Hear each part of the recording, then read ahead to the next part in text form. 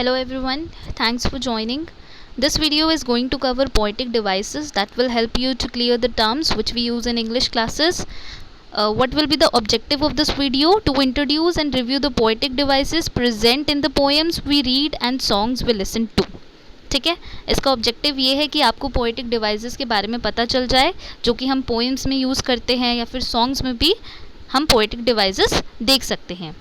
So we will discuss 5 poetic devices. Number 1 metaphor, second simile, third alliteration, then assonance and hyperbole. So let's proceed.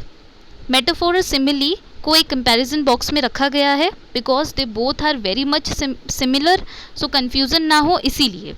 Metaphor speaking of something in terms of another. जब हम किसी के बारे में बोलते हैं, जब हम किसी एक चीज़ को कंपैरिजन करते हैं किसी एक चीज़ का दूसरी चीज़ के साथ, लेकिन कंपैरिजन कैसा होता है? डायरेक्ट कंपैरिजन होता है.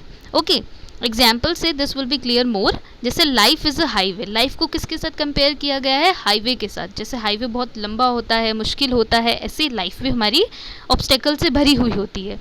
ठीक है, मुश्किलों से भरी हुई होती है. Number 2 love is a battle field.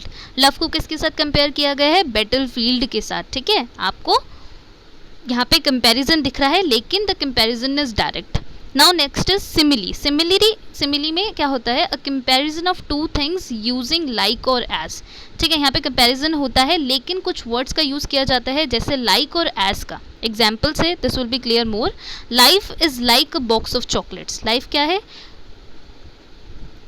Chocolates के बॉक्स की तरह है. ठीक है, लेकिन आप यहाँ पे एक वर्ड देख सकते हो, लाइक लिखा है वहाँ पे, and like is underlined as well. My love is like a burning flame. ठीक है, यहाँ पर भी माई लव को कंपेयर किया गया है बर्निंग फ्लेम के साथ, और वहाँ पर लाइक वर्ड आप देख सकते हो. सो सिमिली में आपको लाइक और एज वर्ड मिलेंगे, लेकिन मेटाफोर में there will not be these kinds of words, there will be direct comparison. Okay, I hope this is clear to you. Next one is alliteration. Alliteration means repetition of an initial consonant sounds. इसमें आपको किसके ऊपर focus करना है? You have to focus on consonants, sounds, उसके sound के ऊपर, not on alphabets और कॉन्सोनेंट्स. कॉन्सोनेंट्स हमारे क्या होते हैं? वोवल्स होते हैं, ए ई आई ओ यू. बाकी बचे हुए जितने अल्फ़ाबेट्स होते हैं वो हमारे कॉन्सोनेंट्स होते हैं. उनके साउंड के ऊपर फोकस करना है. ठीक है, अब ये क्लियर होगा एग्जाम्पल से. For example the green grass grieve in the graveyard. आप देख सकते हो जी को सर्कल करा गया है. ठीक है, आप यहाँ पे साउंड पे फोकस करो. ग्रीन ग, ग्रास ग, ग्रीव ग, ग्रेवयार्ड ग. ग का साउंड रिपीट होता जा रहा है. ठीक है, तो कॉन्सोनेंट रिपीट हो रहा है, यहाँ पे कॉन्सोनेंट का साउंड रिपीट हो रहा है. So this is alliteration. Number 2 he keeps the kitchen काम एंड क्लीन. यहाँ कंफ्यूज नहीं होना चाहिए कि आपको के है सी है. आपको कॉन्सोनेंट के ऊपर फोकस नहीं करना है, कॉन्सोनेंट के साउंड के ऊपर फोकस करना है. सो ही कीप्स द किचन काम एंड क्लीन. किचन क, काम क, क्लीन क का साउंड आपको बार बार रिपीट होता हुआ नजर आएगा. So here will be the poetic devices alliteration. Non examples आपको नॉन एग्जाम्पल से ज़्यादा अच्छे से क्लियर होगा. The cyclist carries chocolates. अब आप यहाँ देख सकते हो कि सी रिपीट हो रहा है, लेकिन आप देखो तो साउंड डिफरेंट है. साइकिलिस्ट स, कैरीज क, चॉकलेट्स. ठीक है, च का साउंड आ रहा है, यहाँ पे साउंड रिपीट नहीं हो रहा है कॉन्सोनेंट का, इसीलिए यहाँ पर एलिट्रेशन डिवाइस नहीं है.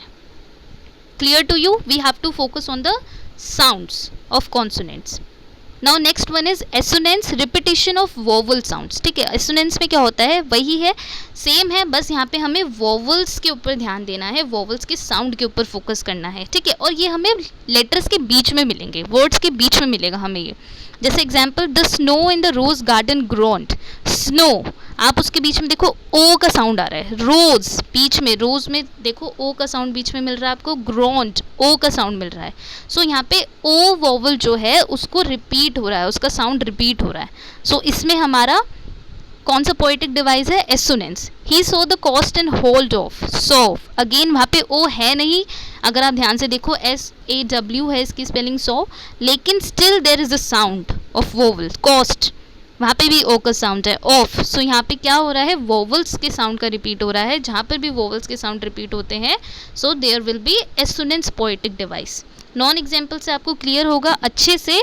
जैसे through Dorothy thought English isn't too tough though. ठीक है, अब यहाँ पे स्पेलिंग देखो, ओ यू रिपीट हो रहे हैं, I have underlined O U आप देखो यहाँ पे अंडरलाइन किया गया है मैंने वर्ड्स को, लेकिन यहाँ पे प्रोनाउंसिएशन डिफरेंट है। Through, Dorothy, thought, English isn't too tough, tough, though, ठीक है। सो यहाँ पे क्या है, प्रोनाउंसिएशन सेम नहीं है, हमें वोवल्स का साउंड सेम नहीं मिल रहा है। ऑल्दो वहाँ पे रिपीट सेम हो रहे हैं, लेकिन स्टिल हमें किसके ऊपर फोकस करना है, साउंड्स के ऊपर फोकस करना है। Okay, I hope this is clear to you. Next one is hyperbole, extreme exaggeration, ठीक है।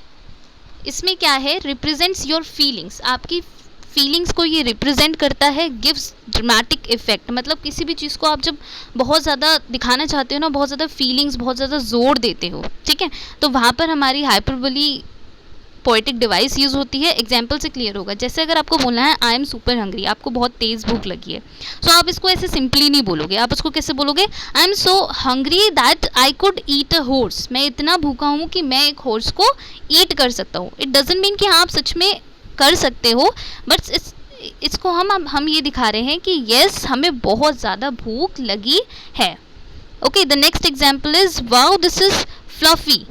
सो आप इसको ऐसे सिंपली नहीं बोलोगे, आप कैसे बोलोगे, it's so fluffy I am gonna die, ठीक है। सो ये आपका क्या दिखा रहा है, ये आपकी स्ट्रॉन्ग फीलिंग्स को रिप्रेजेंट करता है, ठीक है। And whenever there are strong feelings, जहाँ पे आप ऐसे मतलब ड्रामेटिक इफेक्ट डालना चाहते हो, तो वहाँ पे कौन सी पोएटिक डिवाइस यूज़ होती है, हाइपरबोली।